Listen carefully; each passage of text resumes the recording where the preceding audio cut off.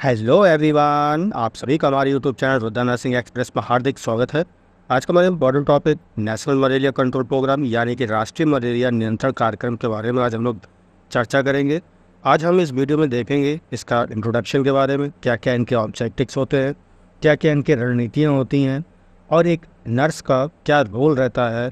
Complete concept आपको यहाँ पे हिंदी प्लस इंग्लिश में समझने को मिलेगा। यदि वीडियो आपको अच्छा लगता है तो उसे लाइक ज़रूर करें और चैनल को सब्सक्राइब जरूर कर लें, साथ में नोटिफिकेशन बेल दबा के ऑल पे क्लिक कर लें ताकि आप सभी को हमारे नर्सिंग से रिलेटेड वीडियो का नोटिफिकेशन सबसे पहले मिल सके। यदि आप इस वीडियो का पीडीएफ डाउनलोड करना चाहते हैं तो आप हमें टेलीग्राम चैनल या व्हाट्सअप चैनल पर फॉलो कर लें, उसका लिंक मैंने डिस्क्रिप्शन बॉक्स में दे दिया है। तो आइए टॉपिक को स्टार्ट करते हैं।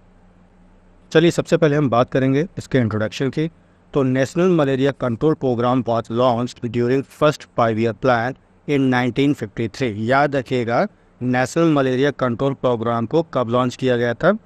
फर्स्ट 5-year प्लान यानी कि प्रथम पंचवर्षीय योजना के अंतर्गत 1953 में नेशनल मलेरिया कंट्रोल प्रोग्राम को लॉन्च किया गया। क्लियर है बिल्कुल? चलें, नेक्स्ट पॉइंट हमारा, in 1958 national malaria control programme was modified into national malaria eradication programme. ठीक है, अब क्या हुआ कि जब 1958 आया तो ये जो हमारा नेशनल मलेरिया कंट्रोल प्रोग्राम था उसका नाम चेंज क्या कर दिया गया?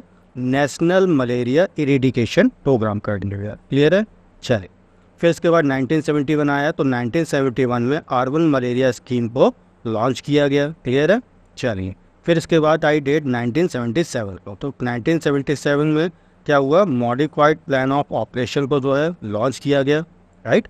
चलिए, इन 1997 अगर 1997 की हम बात करते हैं तो world bank assisted enhanced malaria control programme started. ठीक है, वर्ल्ड बैंक ने जो है मदद की किसके स्टार्ट करने में, किसको स्टार्ट करने में? तो याद रखिएगा, इनहेंस्ड मलेरिया कंट्रोल प्रोग्राम को स्टार्ट करने में वर्ल्ड बैंक ने हेल्प करी। कब? 1997 में। नेक्स्ट हमारा पॉइंट है, इन 1999 में national malaria eradication programme was modified into national anti malaria control programme, जिसको शॉर्ट में लोग NAMP कहते हैं। ठीक है, तो याद रखिएगा, इंपॉर्टेंट पॉइंट है, 1999 में क्या हुआ कि जो नेशनल मलेरिया एजुकेशन प्रोग्राम था उसका नाम बदल के क्या कर दिया गया? National anti malaria control programme. ठीक है, जिसके शॉर्ट में लोग NAMP कहते हैं। क्लियर है? चलिए नेक्स्ट हमारा पॉइंट है, in 2002 NAMP integrate into national vector borne disease control programme. ठीक है, याद रखिएगा, जो हमारा national anti malaria control programme था इस प्रोग्राम को हमने किस में मिला दिया? याद रखिएगा, national vector borne disease control programme में हमने इसको मिला दिया। ठीक है, कब? 2002 में। चलिए बात करते हैं इसके ऑब्जेक्टिव्स के, क्या क्या इनके उद्देश्य थे। तो सबसे पहला हमारा है reduce the mortality and morbidity rate. ठीक है, यानी कि हमें रुग्णता दर और मृत्यु दर को कम करना है। ठीक, अगला क्या है? Reduce malaria transmission. ठीक, मलेरिया जो ट्रांसमिशन होता है एक व्यक्ति से दूसरे व्यक्ति में, जिसका फैलाव होता है उसको हमें कम करना है। ठीक, नेक्स्ट क्या है? Enhance diagnostic and treatment services. ठीक है, डायग्नोसिस से रिलेटेड और ट्रीटमेंट से रिलेटेड जो भी सर्विसेज हैं उनको हमें बढ़ाना है। ठीक है, इनहेंस करना है। राइट? चलिए, अगला हमारा पॉइंट है, increase access to prevention measures. ठीक है, जो रोकथाम के उपाय, मेजर्स का मतलब क्या होता है? उपाय।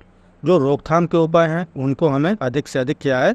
लोगों तक पहुँचाना है। ठीक है, चलिए अगला हमारा पॉइंट है, स्ट्रेंथन सर्विलांस एंड मॉनिटरिंग। ठीक, जो ये हमारा नेशनल मलेरिया कंट्रोल प्रोग्राम है इसके सर्विलांस और मॉनिटरिंग को हमें क्या करना है? मजबूती प्रदान करना है। ठीक है, नेक्स्ट है हमारा promote community engagement and education. जो हमारा समुदाय है, ठीक, उसको हम प्रमोट करेंगे कि ज़्यादा से ज़्यादा जो है वो NMCP में भाग लें, इंगेजमेंट करें और एजुकेशन हम उनको प्रदान करते हैं। किनको? जो हमारी कम्युनिटी में लोग रहते हैं। राइट? चलिए, अगला हमारा पॉइंट है, सपोर्ट रिसर्च एंड इनोवेशन। ठीक, जो रिसर्च है और इनोवेशन है उसको हम सपोर्ट करेंगे। ठीक, नेक्स्ट क्या है? Ensure sustainable financing. ठीक है, लगातार जो है हम ये भी सुनिश्चित करेंगे कि लगातार हमें जो है फंड प्राप्त होता रहे, जिससे कि ये प्रोग्राम सक्सेस रूप से आगे बढ़ता रहे। ठीक, अगला हमारा पॉइंट है, integrate malaria control programme with other health programmes. जो हमारे दूसरे हेल्थ प्रोग्राम्स हैं तो उन प्रोग्राम्स में हम क्या करेंगे? तो हमारा नेशनल मलेरिया कंट्रोल प्रोग्राम है उसके साथ हम क्या करेंगे? उसको मिला देंगे। ठीक है, जिससे कि प्रॉपर तरीके से उसका भी अच्छे तरीके से ट्रीटमेंट किया जा सके। चलिए अब हम बात करेंगे इसकी रणनीतियों पे। ठीक है, तो सबसे पहले हम बात करते हैं इंसेक्टिसाइड ट्रीटेड बेड नेट, जिसको शॉर्ट में लोग क्या कहते हैं? ITNS कहते हैं। ठीक, तो इंसेक्टिसाइड ट्रीटेड बेड नेट्स का मतलब क्या होता है, दे किल और रिपल मॉस्किटो। इनका काम क्या होता है, ये मच्छरों को या तो मारता है, किल करेगा, या अपने से उसको दूर भगाएगा। ठीक है, चलिए अगला क्या हमारा इंडोर रेजिडुअल स्प्रेइंग। ठीक है, तो इंडोर का मतलब क्या होता है, इंडोर का मतलब अपने घर के अंदर। ठीक है, तो वहाँ पे क्या करना है, हमें स्प्रे करना है। तो इन होम, घरों में इंसेक्टिसाइड्स जो होते हैं, जो इंसेक्ट है जैसे मॉस्किटो, उनको किल करने का काम करते हैं। ठीक है, तो किल करने का काम करते हैं या उनको भगाने का काम करते हैं। दस दे प्रिवेंटिंग ट्रांसमिशन फॉर मंथ्स। ठीक है, तो इस प्रकार जो है ये मॉस्किटो को जो बीमारी है इसको क्या है, फैलने से रोकने का काम करते हैं। ठीक है, चलिए अगला क्या है हमारा एंटी लार्वल मेजर्स, यानी कि जो मॉस्किटो के लार्वा होते हैं उनको रोकने के क्या उपाय हैं। ठीक, तो याद रखिएगा लर्विसाइड्स, क्या कहते हैं उनको, लर्विसाइड्स। लर्विसाइड्स क्या होते हैं, जो लार्वा को किल करते हैं। ठीक है, तो larvicides kill the larvae of mosquito. ये मॉस्किटो के जो लार्वी होते हैं, लार्वा जो होते हैं, उनको ये मारता है इन स्टेगनेंट वाटर। स्टेगनेंट वाटर का मतलब क्या होता है, रुका हुआ पानी। ठीक है, जैसे आपका एग्जाम्पल क्या हो जाएगा, एंटी लार्वल जो इंसेक्ट लार्विसाइड्स हैं, तो याद रखिएगा लार्विसाइड के एग्जाम्पल ऑयल हो गया, पेरिस ग्रीन है, ठीक, टैमीफोस है। तो ये कुछ लार्विसाइड्स हैं जो हमारे मॉस्किटो के लार्वा को किल करते हैं। क्लियर है, चलिए नेक्स्ट हमारा है प्रोटेक्शन अगेंस्ट मॉस्किटो बाइट। ठीक है, यानी कि मच्छर के काटने से आप कैसे बचाव करेंगे, कैसे सुरक्षा प्रदान करेंगे। ठीक है, the following are use to protect people from mosquito bites. ठीक है, कुछ यहाँ पे पॉइंट ऐसे दिए गए हैं जिनसे हम मच्छरों के बाइट से रोक सकते हैं। ठीक है, मच्छरों के काटने से बच सकते हैं। तो सबसे पहले क्या है, प्रोटेक्टिव क्लॉथिंग। ठीक, यानी कि जब भी हम कपड़े पहने तो हमें तो फुल आस्तीन के फुल पेंट पहने। ठीक, तो उससे क्या है, मच्छर के काटने से हम बच सकते हैं। अगला क्या है, रिपेलेंट का यूज़ करें, जिससे कि मच्छर जो है हमसे दूर भागे।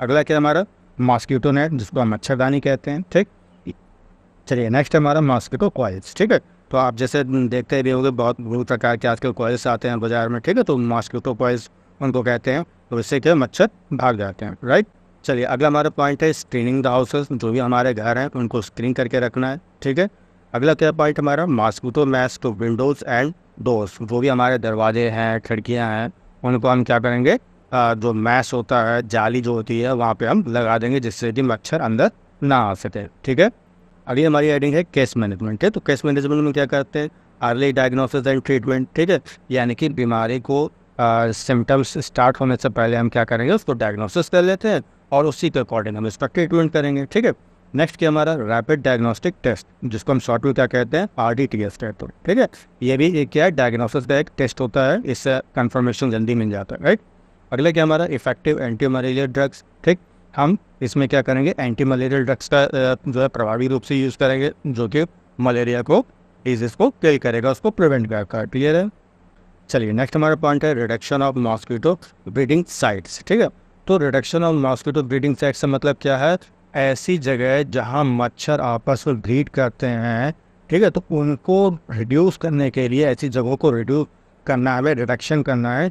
चलिए, तो सबसे पहले हम क्या करेंगे, promotion of proper drainage system. देखिए ड्रेनेज सिस्टम से मतलब क्या है, निकासी। जैसे मान लीजिए कोई नाला है, ठीक, तो चौक ना हो तो प्रॉपर तरीके से उसका हमें ड्रेनेज करना है। ठीक, पानी कहीं भी नहीं रुकने देना है। ठीक, तो जहाँ पानी नहीं रुकेगा, ठीक है, ड्रेनेज सिस्टम तो आप क्लियर करके रखोगे, तो वहाँ पे जो मॉस्किटो की ब्रीडिंग जो ब्रीडिंग होती है वहाँ पे क्या हो जाएगा, बिल्कुल एकदम रुक जाएगा। ठीक है, वहाँ ब्रीडिंग किसी प्रकार की नहीं होगी। अगला क्या है, कीपिंग वाटर कूलर क्लीन। ठीक है, समय समय पर जो आपका कूलर है उसमें अंदर जो आप पानी रखते हो उसको समय समय पर सफाई करते रहना चाहिए, उसको पानी को जो है कंटिन्यू बदलते रहना चाहिए। ठीक, चलिए अगला क्या हमारा मेंटेन क्लीन सराउंडिंग्स, गंदगी नहीं आसपास फैलानी है हमें। ठीक, अगला क्या है हमारा नो स्टेग्नेशन ऑफ वाटर। ठीक है, कहीं भी हमें पानी को रुकने नहीं देना है। ठीक है, तो इस प्रकार जो है हम लोग मॉस्किटो ब्रीडिंग साइट को रिड्यूस कर सकते हैं, उसको घटा सकते हैं। ठीक, चलिए अगला क्या हमारा हेल्थ एजुकेशन। तो हेल्थ एजुकेशन क्या है, कम्युनिटी मस्ट बी एजुकेटेड।